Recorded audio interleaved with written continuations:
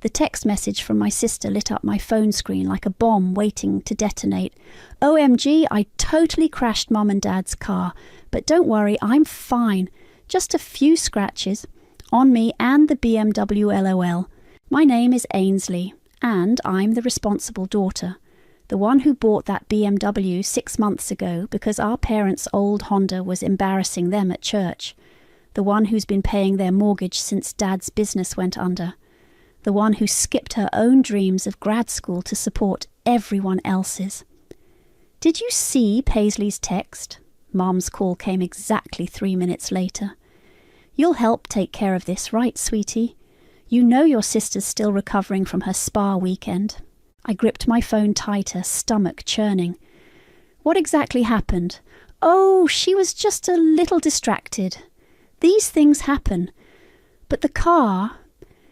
Well, it doesn't look good. Your father's beside himself. Of course he was. Just last week at my birthday dinner, Dad had proudly announced how I was such a blessing for handling all the bills. Meanwhile, they'd gifted Paisley a designer handbag to match the one they'd bought her last month. I'm at work, Mom. I'll call you later. I hung up before she could protest. My best friend Naomi's head popped over our shared cubicle wall. Everything okay? You look like you're about to throw that phone through a window. Paisley crashed the car I bought them. I showed her the growing stream of family chat messages. Paisley sending crying emojis. Mom asking when I could look at repair quotes. Dad's stern, we need to discuss this as a family. Girl, no. Naomi shook her head. Tell them to use their insurance. They let it lapse last month. Guess who they asked to renew it? And did you? I pulled up my banking app, scrolling through recent transactions. It's scheduled for next week. I was waiting for my bonus. Ainsley. Naomi's voice dropped to a whisper. You can't keep doing this. You're not their ATM. I know. But did I? Last Christmas, I'd drained my savings to cover Paisley's credit card debt. In March, it was new appliances for Mom and Dad. Every month brought a fresh emergency, a new crisis only I could solve. My phone buzzed again. A photo from Paisley. The BMW's crumpled front end, followed by a string of sobbing emojis. Need you, sis. Don't know what I'd do without you. I stared at the screen, remembering last week's birthday dinner. I'd arrived late after a client meeting, still in my work clothes. Mum had barely looked up from fawning over Paisley's new highlights. Sorry we didn't get you anything, sweetie, she'd said, passing me a slice of store-bought cake.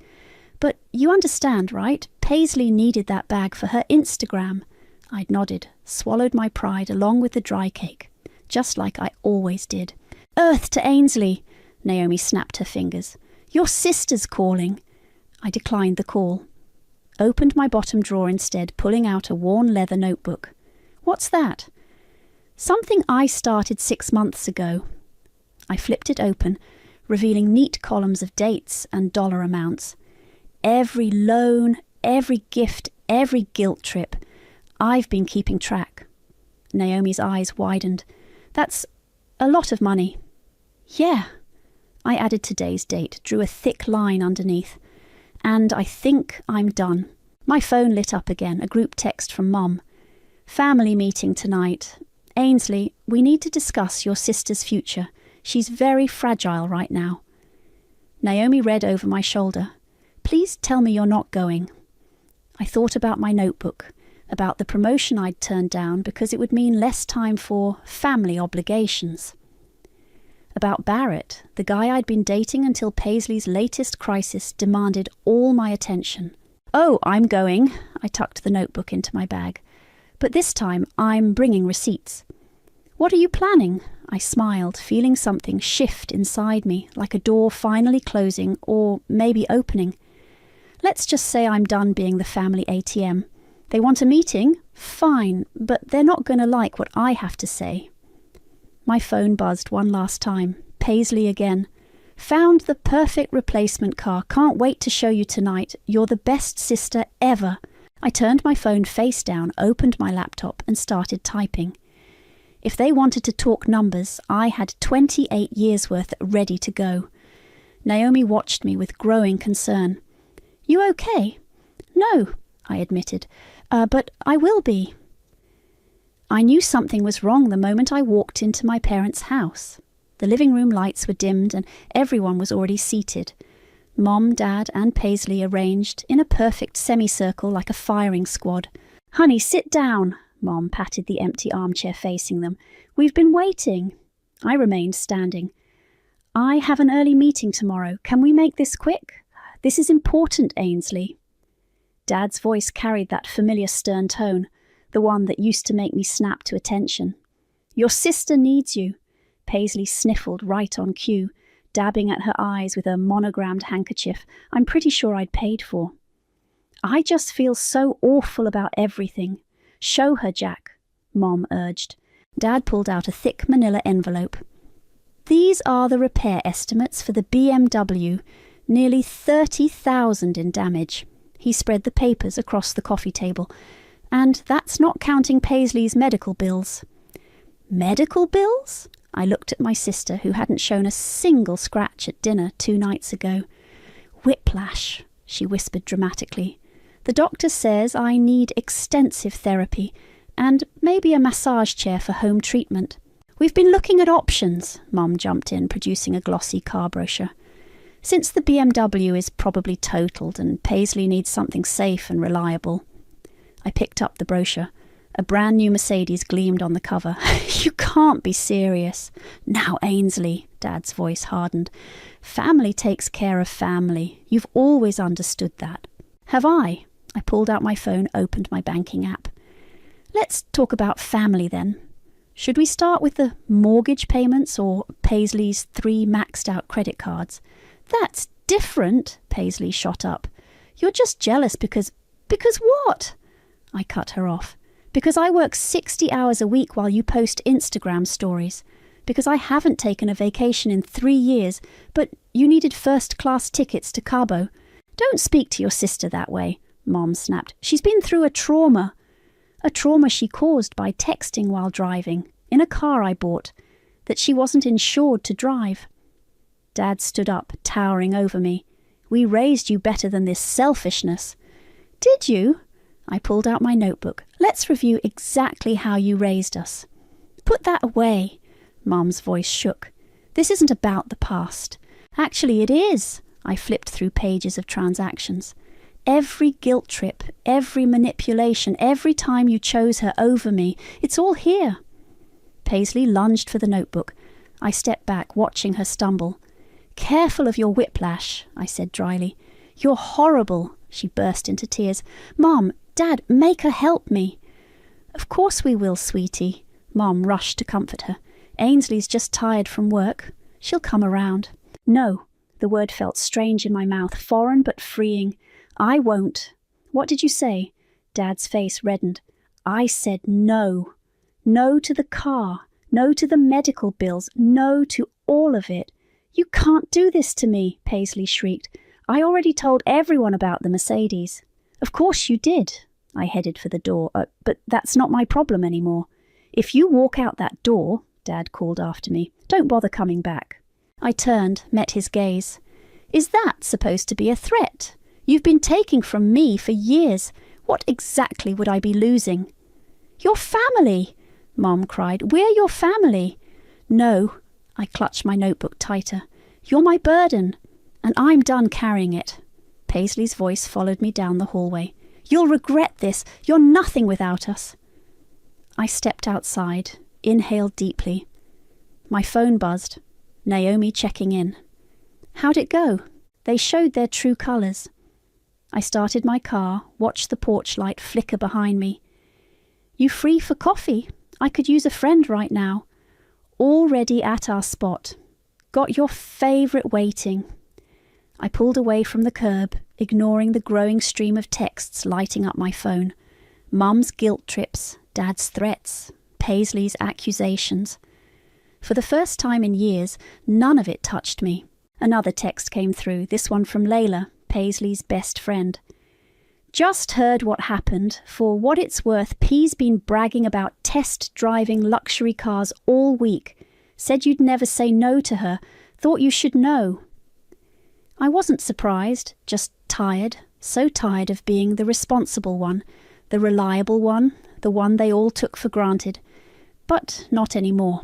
I touched the notebook on my passenger seat, feeling its weight. The weight of years of receipts, records, and resentment. They wanted to talk numbers? Fine. I had a feeling they wouldn't like the final tally. $87,422, I said, spreading the papers across Naomi's kitchen table. That's just from the last 2 years. Naomi choked on her coffee. You kept all these receipts? Every single one. I sorted them into neat piles. Credit card payments, car loans, mortgage assistance, emergency shopping trips. Emergency shopping trips. Paisley's definition of emergency is very broad. I held up a receipt. Like this one, $3,000 at Nordstrom because she had nothing to wear to a brunch. My phone buzzed for the 100th time. Mum again. Your sister's crying herself sick. How can you be so cruel? Turn it off, Naomi suggested. But another call came through. A number I hadn't seen in months. Barrett? My hand shook slightly as I answered. Hey, Ains? His voice was warm, familiar. Heard through the grapevine you finally stood up to them. News travels fast. Small town, he paused. Remember that conversation we had? About the MBA program in Boston? I did. It was the night before I cancelled my application, right after Paisley's first credit card crisis. Barrett had begged me not to give up my dreams. I'd promised him it was just temporary. That was 18 months ago. He'd moved on shortly after, tired of competing with my family's constant emergencies. The application deadline for next spring is coming up, he said quietly. Barrett, just think about it. You're free now, right? Before I could answer, my phone beeped with another call. I have to go. It's my lawyer. Your lawyer? Barrett and Naomi spoke simultaneously. I switched calls. Hi, Sandra. Yes, I have all the documentation ready. Tomorrow at 2? Perfect. Naomi raised an eyebrow as I hung up. A lawyer. Getting serious, aren't we? I'm done playing games.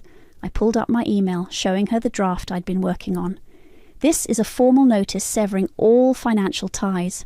Once it's filed, they can't touch my accounts or use my credit for anything. They can do that. They've been using my information for years. Dad opened 3 credit cards in my name for emergencies, which apparently include Paisley's spring break trips. My phone lit up with a text from Layla. You need to see this. She'd sent a screenshot of Paisley's private Instagram story. A photo of a silver Mercedes with the caption, "Coming soon, Big Sis always comes through." The audacity, Naomi whispered. She posted that after I said no. I felt something snap inside me. After I explicitly told them, Ainsley. Naomi grabbed my hands. Breathe. I am breathing. I pulled away, started gathering the receipts. I'm breathing just fine, and I'm going to make sure everyone knows exactly what kind of people they are. What are you planning? The truth. I opened my laptop. Every receipt, every manipulation, every lie, all of it. They'll hate you for this. They already hate me. At least now they'll have a reason. My phone buzzed again, Dad this time. Your mother's blood pressure is through the roof. Is that what you wanted? To make her sick with worry? I showed Naomi the message. See, it's already starting. The guilt trips, the health scares, the emotional manipulation. Classic narcissist playbook, she agreed. I started typing, my fingers flying over the keyboard. Every transaction, every broken promise, every time they'd chosen Paisley over me. The words poured out like poison from a wound. Barrett texted again. Whatever you're planning, I'm in your corner. Always was. Something warm flickered in my chest. Hope, maybe. Or possibility. I hadn't felt either in so long. You know what the worst part is? I looked up at Naomi. I actually believed them. Every time they said, just this once, or we'll pay you back, or family helps family. I wanted so badly to be the good daughter. You were too good, she said softly. That's why they took advantage. My phone chimed with an email notification, Sandra confirming tomorrow's appointment with a note. Bring all documentation. We'll make sure they can't touch you again. I saved my draft, closed my laptop. The stack of receipts seemed smaller now, less overwhelming. Just paper after all, just numbers that had once felt like chains. What about the MBA program? Naomi asked carefully. I thought about Barrett's call, about all the dreams I'd put on hold, about the life I could have had, might still have. One thing at a time, I said, but I pulled up the application website anyway. Just to look, just to remember what it felt like to want something for myself. My phone lit up one last time. Paisley had tagged me in a post about toxic family members and jealous sisters. I smiled, screenshot it, and added it to my evidence folder. Let her dig her own grave. I had receipts for the shovel. These records are meticulous, Sandra said, flipping through my notebook. Most clients don't come this prepared. I sat straight-backed in her office, watching her review the documents. I've had practice keeping track. I can see that. She held up a bank statement. And you say they opened these credit cards without your permission. Dad said it was for emergencies. I didn't realise what that meant until the bills started coming. Sandra made notes on her legal pad. This is identity theft, Ainsley. We could press charges. I don't want to send them to jail. I twisted my hands in my lap. I just want them to stop. Sometimes the threat is enough. She pulled out a thick document. This cease and desist letter will make our position clear. Once served, any attempt to access your finances will have serious legal consequences. My phone buzzed. Mum's text read, Family dinner Saturday, non-negotiable. We need to discuss your attitude. I showed Sandra the message. They're not going to make this easy. They never do, she started typing. But we'll be ready. The door opened and her assistant brought in more papers. Ms. Morrison, your mother's on line 1. Says it's urgent. Block the number, Sandra instructed. All communication goes through me now. I left the office an hour later with a folder full of legal documents and a strange lightness in my chest. On the street, a familiar voice called out, Ainsley, wait up! Layla jogged toward me, looking uncomfortable. Can we talk? We found a nearby coffee shop. Layla fidgeted with her cup, avoiding my eyes. Paisley doesn't know I'm here, she blurted, but you need to know what she's planning. Let me guess, more social media drama? Worse. Layla pulled out her phone. She's telling everyone you stole from your parents, that you're the reason they might lose their house. I laughed, surprising us both. She's not entirely wrong. I am stopping payments on their mortgage. It's more than that. Layla showed me screenshots of private messages.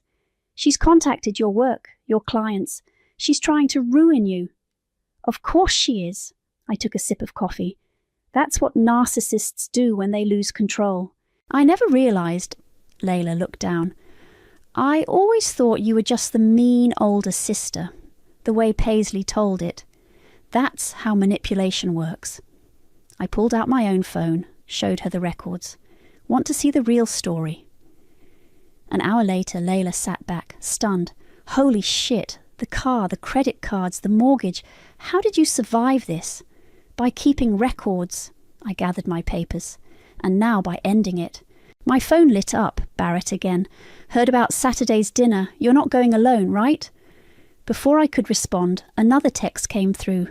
Dad, your sister's in tears. Your mother can't sleep. Is this the daughter we raised? No, I muttered, typing back. This is the daughter who finally woke up. Layla read the exchange over my shoulder. They're really good at making you feel guilty. They had years of practice. I stood up. But not anymore. Outside, the autumn air was crisp with possibility. My phone buzzed with a notification. Paisley had posted again a tearful selfie captioned, Family betrayal cuts deep. G'dah, toxic sisters. G'dah, narcissistic abuse. I screenshot it, sent it to Sandra, then blocked my sister's account. What are you going to do? Layla asked. About Saturday? I smiled. I'm going to give them exactly what they want, a family discussion, with receipts. Back at my apartment, I found a package waiting. Inside was a Boston University course catalogue with a post-it note from Barrett. It's never too late to choose yourself. I was reading through the MBA requirements when Naomi called. Your mom just tried to friend me on Facebook, she said, and your dad left a voicemail about talking sense into you. They're getting desperate. I opened my laptop, pulled up the cease and desist letter. Good. Are you sure about Saturday? You could just not go. No. I started typing, my fingers steady on the keys. They wanted a meeting. They'll get one. But this time I'm setting the agenda. My phone lit up with another message. Paisley had created a group chat with extended family. Pray for my sister. Something's wrong with her. I added the screenshot to my growing file, then turned back to my laptop. The words flowed easily now, years of suppressed truth finding their voice. Let them plot and plan. Let them spin their stories and play their games. I had something better than manipulation. I had proof. And on Saturday, they'd learn exactly what that meant. You look like you're going to war, Naomi said, watching me get ready for dinner. Not a family meal. Same thing, isn't it? I smoothed down my black blazer, checked my reflection. Professional, untouchable, perfect. My phone buzzed with updates from Layla. Your mum's been cooking all day. Paisley's here too, practicing her crying face in the bathroom. Of course she is. I picked up my briefcase. Not the usual folder, but a proper leather case filled with documents. How's the audience? Full house. Your Aunt Maria's here. Uncle Pete. Even your cousin Sarah flew in. Exactly as I'd expected. They'd gathered reinforcements, prepared their stage, set their trap. Too bad I'd seen it coming. Barrett called as I was heading out. Still want me on standby? Just in case. I locked my apartment door, but I need to do this alone. You're not alone, he said quietly. Not anymore. I touched the acceptance letter in my briefcase, the one from Boston University, already signed and ready to mail. I know. Naomi walked me to my car. Remember the signal if you need an emergency exit. 3 quick texts, but I won't need it. I started the engine. This ends tonight. The drive to my parents' house was familiar. Too familiar. How many times had I made this trip, rushing to solve another crisis, fix another problem, empty another account? Never again. I parked behind Aunt Maria's SUV, noting the full driveway. 7 cars. 7 witnesses to whatever show my family had planned. Layla met me at the door. They're all in the dining room. Your mom made your favourite pasta. No, she made Paisley's favourite pasta and pretended it was mine. I straightened my shoulders. Like always. The house smelled of garlic and manipulation.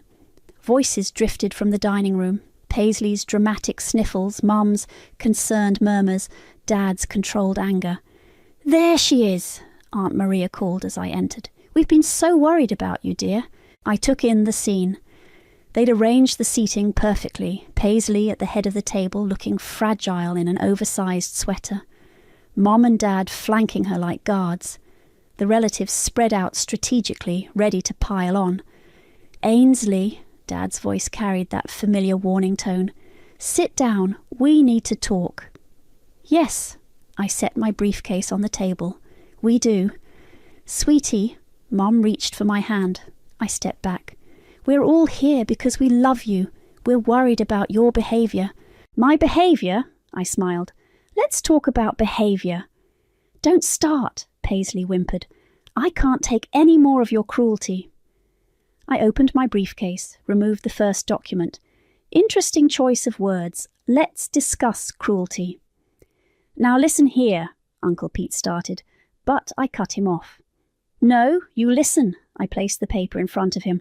That's a credit report showing 3 cards opened in my name without my consent. Federal crime, by the way. That was for family emergencies. Dad stood up. Like these? I pulled out more papers. Paisley's spa weekends, her shopping sprees, the car she crashed while texting. "Stop it," Paisley wailed. "Mum, make us stop. I'm just getting started." I laid out document after document. Bank statements, mortgage payments, text messages showing systematic manipulation and emotional abuse. Aunt Maria picked up a statement, gasped. "Jack, these amounts—" "Family helps family," Mum repeated weakly. "Does family file false credit applications?" I produced the legal documents. "Does family drain their daughter's accounts while funding another's luxury lifestyle? You ungrateful—" Dad lunged for the papers. I pulled them back. "Careful, my lawyer has copies of everything." The room went silent. Paisley's fake tears dried up instantly. "Lawyer," Mum whispered. "Sandra sends her regards. She's very interested in the identity theft angle." "You wouldn't," Paisley hissed. "We're family." "No." I placed the cease and desist letter in the centre of the table. "We're done." "Ainsley," Uncle Pete looked pale, "surely we can discuss this. I've got an MBA acceptance letter in here too." I patted my briefcase. "And a new job offer. In Boston." "Boston?" Mum's voice cracked. "But who'll take care of a—" "Not my problem anymore." I stood up. "The letter explains everything. Any attempt to access my accounts will result in legal action. Any harassment will be documented." "You can't do this to us!" Paisley shrieked. "Watch me." I walked toward the door, stopped, turned back. "Oh, and Paisley, the Mercedes dealership called. They're wondering about that down payment you promised. Good luck with that." The explosion behind me was spectacular. Paisley's screams, Mom's sobs, Dad's threats. But I didn't look back. My phone buzzed as I reached my car. Barrett. "Done?" "Done," I replied, feeling lighter than I had in years. "Want to get coffee and help me apartment hunt in Boston?" The future stretched out before me, wide open and gloriously free of family obligations. Time to start living it. The fallout was nuclear. Within hours, my phone exploded with messages from relatives I hadn't heard from in years. Cousin Sarah called me heartless. Uncle Pete demanded explanations. Aunt Maria switched sides hourly, torn between shock at my parents' actions and horror at my betrayal. "Your mother's in the hospital," Dad texted at midnight. "I hope you're happy." I showed Barrett the message over coffee the next morning. Right on schedule, the medical emergency card. "Is she really in the hospital?" "Probably just went to urgent care for her blood pressure again." I stirred my latte. It's their favourite tactic when guilt trips fail. My phone lit up with Layla's call. "You need to see this. Paisley's lost it." She sent me a screen recording of Paisley's Instagram live. My sister, mascara artfully smeared, was spinning a dramatic tale of abandonment and abuse. "My own sister," she sobbed to her followers. "She's trying to destroy our family after everything we've done for her." "Everything they've done for you," Barrett scoffed. "That's rich." "Wait for it," I said. Right on cue, Paisley pulled out a GoFundMe link. "My parents might lose their house because of her, if anyone can help." "Wow," Barrett whistled. "She works fast." "Not fast enough." I forwarded the video to Sandra. Fraud is still fraud, even on GoFundMe. My phone buzzed again, Mom calling from an unknown number. I declined it. "You okay?" Barrett reached across the table. "Better than okay." I pulled out my laptop, showed him the Boston apartment listings I'd bookmarked. "I'm free." A commotion outside the coffee shop caught our attention. Through the window I saw Paisley storming toward the entrance, Layla trying to hold her back. "Incoming," Barrett warned. The door chimed. Paisley burst in, face red. "How dare you!" Other customers turned to stare. I kept my voice level. "This is a public place, Paisley. Let's not make a scene." "A scene?" She laughed hysterically. "You want to talk about scenes? Mom's in the hospital because of you. Urgent care or emergency room this time. You think this is funny?" She slammed her hands on our table. "They're freezing the accounts. The mortgage payment bounced." That tends to happen when you stop paying them. They'll lose everything. No, I corrected. They'll lose what they never earned. There's a difference. Layla finally caught up, looking apologetic. I tried to stop her. It's fine. I started packing up my laptop. We were just leaving. To go where? Paisley blocked my path. To Boston, running away like a coward. Actually, I'm meeting with the fraud department at the bank. I checked my watch. Want to come? We can discuss those credit cards Dad opened in my name. The colour drained from her face. You wouldn't.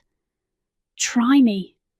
We're family, she whispered, but the words sounded hollow now. Family doesn't steal from family. I shouldered my bag. Family doesn't manipulate and gaslight and drain their daughters' accounts for 28 years. I'll tell everyone what you did. You mean what you did? I pulled out my phone, played a video, Paisley bragging to Layla about manipulating me for money. I've got receipts for everything, sis. Want to compare notes? She turned to Layla, betrayal in her eyes. You recorded me? Someone had to tell the truth, Layla said quietly. Paisley's face crumpled, real tears this time, not the performative ones she was famous for. What am I supposed to do now? Get a job? Barrett suggested. Like everyone else? My phone buzzed with another update from Sandra. GoFundMe's been reported and removed. Your parents are attempting to dispute the cease and desist. Would you like to proceed with a legal action? I showed Paisley the message. Ball's in your court, sis. Keep pushing and I'll push back harder. You've ruined everything, she spat. No. I met her gaze steadily. I just stopped letting you ruin me. She stormed out, nearly knocking over a barista. Layla lingered. The Mercedes dealership called her this morning, she said. She'd already picked out custom features. Not my problem anymore. I turned to Barrett. Ready to look at apartments? He grinned. Lead the way. Outside, my phone lit up with notifications. Paisley had posted again, but the comments weren't what she expected. People were asking questions, poking holes in her story. The truth was spreading. You know they'll never forgive you, Barrett said as we walked to his car. Good. I deleted the family group chat without reading the latest messages. Because I'll never forget. The morning sun felt warm on my face, or maybe that was just the feeling of freedom. Either way, I wasn't looking back. Let them rage and plot and play victim. I had a life to build, and for the first time, it was going to be mine alone. The bank meeting was interrupted by a commotion in the lobby. Through the glass walls of the conference room, I watched my father being escorted out by security, his face purple with rage. Well, Sandra said dryly, that was predictable. The fraud investigator, Marcus, shuffled his papers. Should we continue? Please, I straightened in my chair. He's just proving my point. My phone vibrated. Aunt Maria had posted a lengthy Facebook status about family loyalty and ungrateful children. The comments section was a battlefield between relatives taking sides. These credit card applications, Marcus held up several documents, they're clearly forged. Your father didn't even try to match your signature. He didn't think he had to. I showed him the text messages. See? Family emergency. That was his excuse for everything. Sandra's assistant knocked and entered. Ms. Morrison, your sister's outside with a police officer. She's claiming theft. Perfect timing. Sandra pulled out another file. Let's invite them in. Paisley strutted in, flanked by a tired-looking officer. Her confidence faltered when she saw the bank's legal team. This woman stole from our parents, she announced, pointing at me. I want her arrested. Interesting accusation. Sandra spread out the credit card statements. Officer, would you like to see who actually committed fraud? The officer reviewed the documents, his expression darkening. Miss, these cards were opened fraudulently in your sister's name. That's not... Paisley's voice cracked. Daddy said it was legal. Your father lied. Marcus pushed forward more papers. We have evidence of systematic financial abuse spanning years. Paisley's phone buzzed. She checked it, went pale. The Mercedes dealership is threatening to sue. Not my problem. I gathered my documents. Neither are Mom's hospital bills. She's really sick this time, Paisley insisted. The stress of getting caught, Sandra interjected. Let's be accurate. The officer cleared his throat. Mum, do you want to press charges? I looked at Paisley, really looked at her. My little sister, the golden child, now trembling in her designer clothes that I'd probably paid for. Not yet. I stood up. Consider this a warning, Paisley. Walk away now, or the next meeting will be in court. You can't do this, but her voice had lost its certainty. What about Mom and Dad? Their house? They have options. I headed for the door. They can sell the house, get jobs, live within their means, like normal people. We're not normal people. We're family, I turned back. No, we're strangers who share DNA, and that's not enough anymore. Outside the bank, Barrett was waiting. How'd it go? Dad got escorted out. Paisley tried to have me arrested. Mom's supposedly dying in the hospital again. I checked my phone.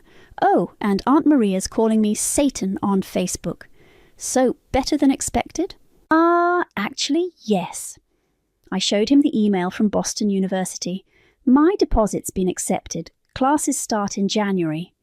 Look at you, planning a future. He smiled. Want to celebrate? My phone lit up with an unknown number. Mom calling from yet another line. I declined it, then blocked it. You know what? Yes! I took Barrett's hand. Let's celebrate. We were halfway to dinner when Layla called, panicked. They're at your apartment, your parents and Paisley. They're causing a scene. Good thing I'm not there.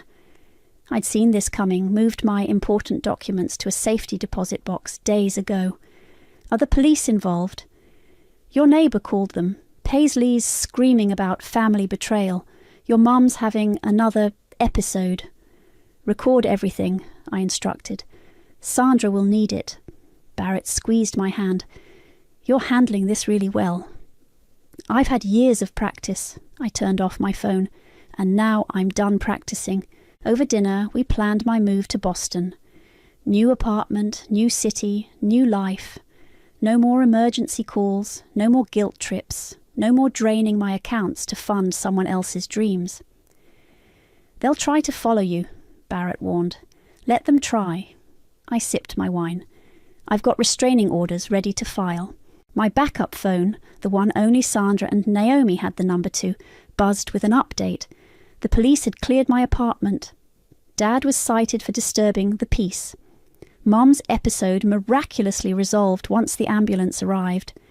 Paisley was posting dramatic selfies from my building's parking lot. Want to know the crazy part? I showed Barrett the latest family group text, forwarded by Layla. They still think they can fix this, that I'll cave if they push hard enough. Will you? No. I pulled out the Boston acceptance letter, ran my fingers over the embossed logo. I'm choosing me this time. Outside, the city lights sparkled with possibility. My phone would be full of threats and guilt trips tomorrow, but for now, I was free. Sometimes the best revenge isn't what you do to others. It's what you finally do for yourself. And I was just getting started. Your apartment's ready, Barrett said, setting down the last box in my new Boston living room. How does freedom feel? Before I could answer, my backup phone buzzed. Naomi's text read, "You need to see this." She'd sent a link to Paisley's latest Instagram post, a tearful video filmed in our parents' kitchen. The furniture was gone, replaced by stacked moving boxes. "They're really selling the house," I murmured. "Actions have consequences," Barrett said. "Even for them." My laptop pinged with an email from Sandra. "Cease and desist successful. Credit fraud investigation proceeding. Your parents are requesting a meeting." "No," I typed back. They had 28 years of meetings. Layla called next. "Your mom's telling everyone you abandoned them. But people are asking questions now about the credit cards, the missing money, everything. Let them ask." I unpacked my coffee maker, the first purchase I'd made just for me. The truth was always there. They just didn't want to see it. "Paisley got rejected for an apartment today," Layla continued. "Bad credit. She's freaking out. Imagine that, I said dryly, actions having consequences. Barrett helped me arrange my new furniture. All simple, practical pieces I'd chosen myself. No gilt mirrors like Mom preferred, no designer labels like Paisley demanded, just clean lines and clear boundaries. My work phone lit up with a message from my new boss in Boston. Team's excited to meet you Monday. Corner office is ready. Speaking of consequences, Barrett nodded at my phone. Some are pretty good. A knock at the door made us both freeze. I checked the security camera I'd installed, just Naomi carrying champagne. Housewarming time, she breezed in, hugging me. Also, updates from home. Want the highlight reel? I poured 3 glasses. Hit me. Your parents are downsizing to a rental. Dad's interviewing for jobs. Mum's selling her designer bags on eBay. Naomi ticked off points on her fingers. Paisley's moving in with them, throwing daily tantrums about having to share a bathroom. And the relatives? Aunt Maria found the credit card statements you posted. She's not calling you Satan anymore, Naomi grinned. Actually, she's asking if you'll look at her finances too. Apparently, Uncle Pete's been managing them for years. My laptop pinged again, an email from the MBA program director welcoming me to the spring cohort. Attached was my class schedule, my future laid out in neat academic blocks. Remember when they said you'd fail without them? Barrett picked up my acceptance letter. Looks like you're succeeding because of their absence. My phone buzzed with a text from an unknown number. Dad, the house sells next week. Your mother's heartbroken. Please, Ainsley, we can fix this. I showed Barrett and Naomi the message. Should I respond? What would you say? Naomi asked. I thought about it. About 28 years of fixing their problems. About Paisley's tears and Mom's guilt trips and Dad's stern demands of family duty. Nothing, I decided, blocking the number. I've said everything I needed to say.